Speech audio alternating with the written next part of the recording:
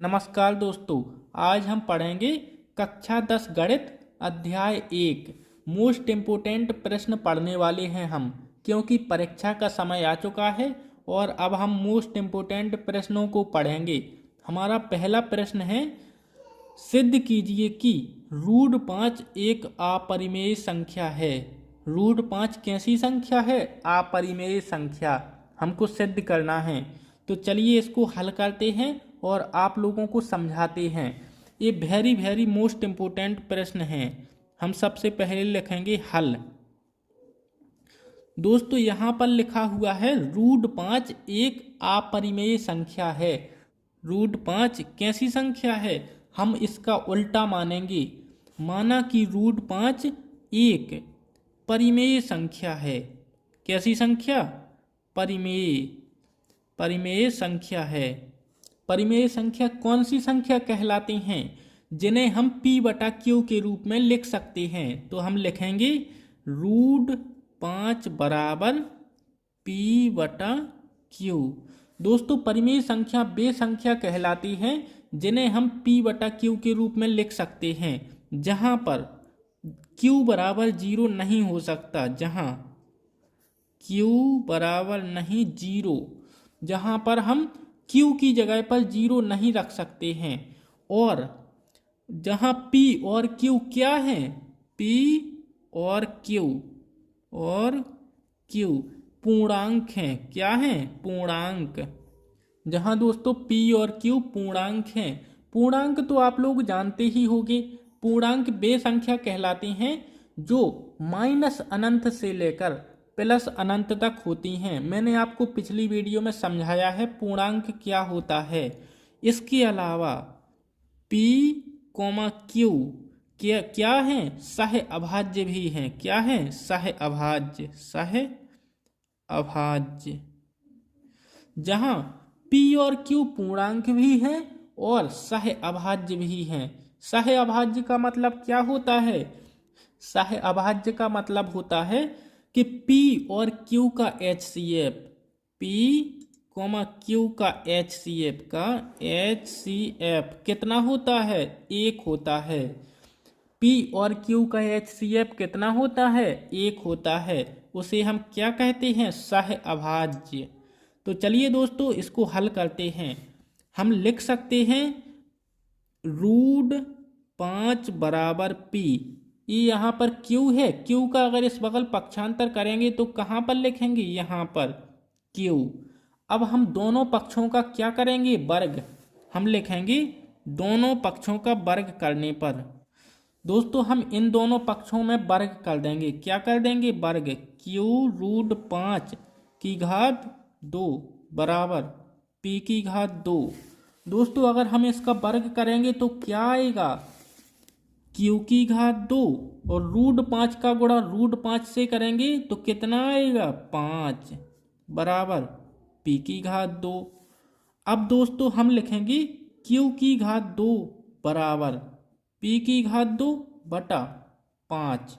दोस्तों आपको दिखा नहीं, बटे में हम 5 को कर देंगे। क्या कर देंगे? 5 का इस साइड पक्षांतर कर देंगे। अभी ये गुणा में है, इस साइड आएगा, इस साइड तो भाग में हो जाएगा। हम इसको बनाएंगे समीकरण 1। आप लोग देख सकते हो कि 5p² को भाग दे रहा है, तो इसका मतलब 5 से p की घात 2 कट रहा है। हम लिखेंगे यहाँ p² 5 से विभाजित है। कैसा है? विभाजित। क्योंकि ये 5 है ना, 5 p की घात 2 को काट रहा है, तो हम लिखेंगे कि p की घात 2 5 से विभाजित है। तब क्या होगा? p भी 5 से विभाजित होगा। p भी 5 से विभाजित होगा। अब दोस्तों हमको p बराबर 2m रखना है। 2m नहीं 5m रखना है। कितना m? 5m। ये दोस्तों आपको हर सवाल में करना है इसी प्रकार से।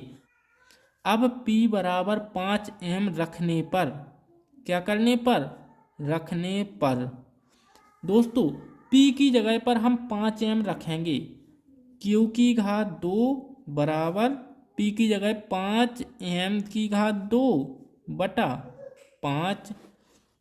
इसको हल करेंगे, q² बराबर 5 का गुणा 5 में करेंगे कितना आएगा, 5 गुणे 5m² आएगा बटे में 5। इस 5 का भाग इसमें करेंगे तो ये कट जाएंगे, कट गए। अब हम लिखेंगे q² बराबर 5m²। इस प्रकार से लिखेंगे। अब दोस्तों ये 5 है, इसका पक्षांतर इस साइड करेंगे, किस साइड, इस साइड। q² बटा 5 बराबर m²। यहाँ पर क्या हो रहा है, यहाँ पर एक समीकरण बन रहा है, समीकरण 2।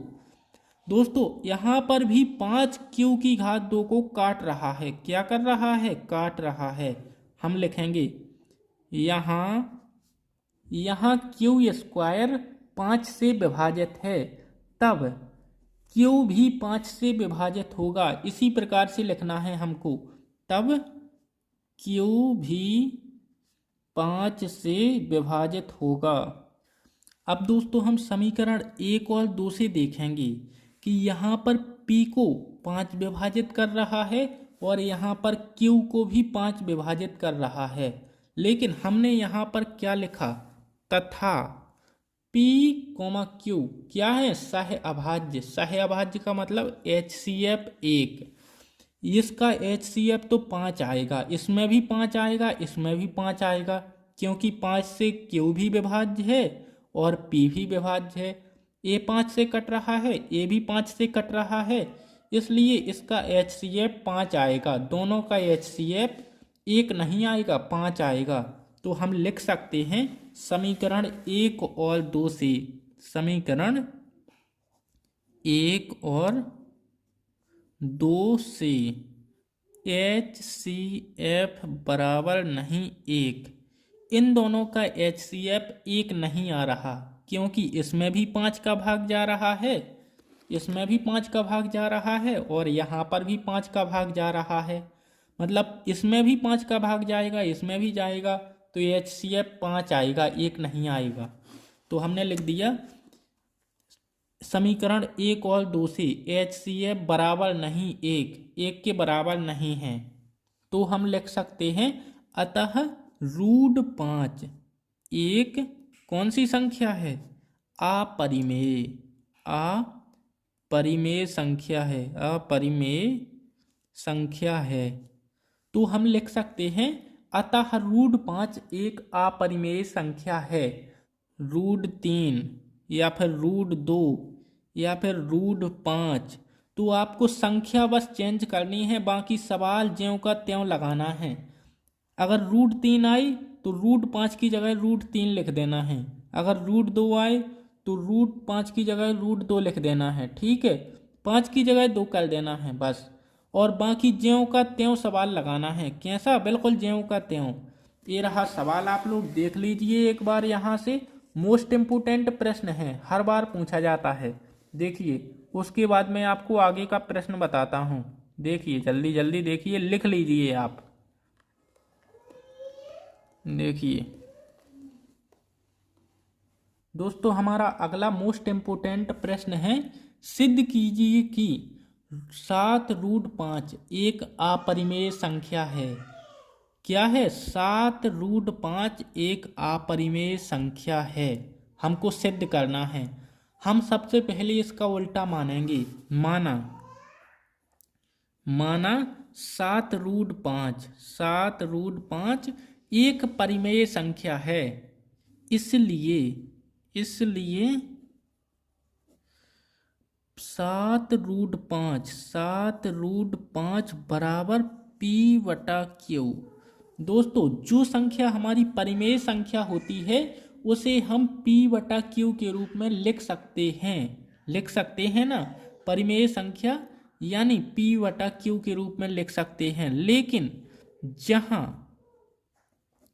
q बराबर 0 नहीं हो सकता, q की जगह पर 0 नहीं हो सकता, इसके अलावा हम वो भी लिख देते हैं कि p और q सह अभाज्य हैं, सह अभाज्य। सह अभाज्य का मतलब क्या होता है? HCF बराबर 1। HCF कितना होना चाहिए? 1 होना चाहिए। और हम लिख सकते हैं P और Q पूर्णांक हैं। पूर्णांक का मतलब क्या होता है? पूर्णांक का मतलब होता है कि माइनस अनंत से लेकर प्लस अनंत तक की सभी संख्याएं हो सकती हैं हमारी P और Q, लेकिन Q की जगह पर 0 नहीं हो सकता। P की जगह पर 0 हो सकता है लेकिन Q की जगह पर नहीं हो सकता।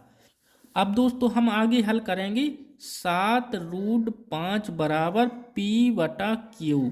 दोस्तों यहाँ पर बचेगा √5 बराबर P, और ये 7 है अभी गुणा में है, इस साइड किस में आ जाएगा? भाग में आ जाएगा 7Q। दोस्तों आप लोग देख सकते हैं कि √5 बराबर P/7Q क्या संभव है? नहीं, क्योंकि √5 तो एक अपरिमेय संख्या है और P/Q और 7 है एक परिमेय संख्या। तो एक अपरिमेय संख्या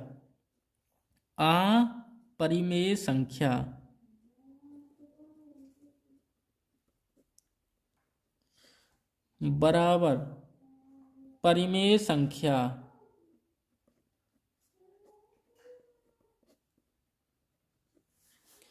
संभव नहीं